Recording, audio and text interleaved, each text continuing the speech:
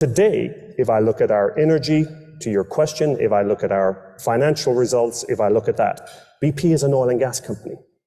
But BP is on its way to becoming an integrated energy company.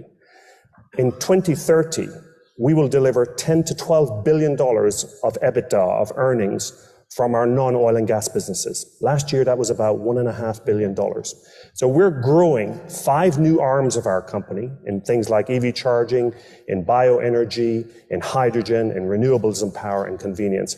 And at the same time, we're investing in the oil and gas system that the world critically needs today. All right. At the same time. Suppose I wanted to be an investor in renewable energy, and I don't know which of the renewables is the most likely to take off. So should I invest in solar, wind, electric batteries? What do you think I should invest in if I really wanted to take advantage of the push that's going to go to non-oil and gas energy? Well, the reality is that if we are going to solve climate and get to net zero, which is our ambition to be a net zero company by 2050, we're going to need all of the above. We have 4 areas of focus in your particular question.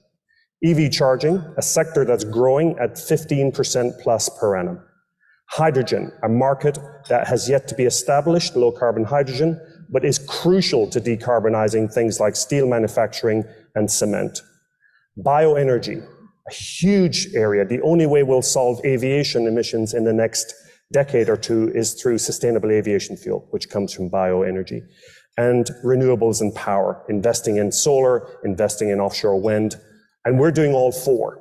Now, we're doing that because we believe we can generate returns that are competitive. So in bioenergy, 15% plus.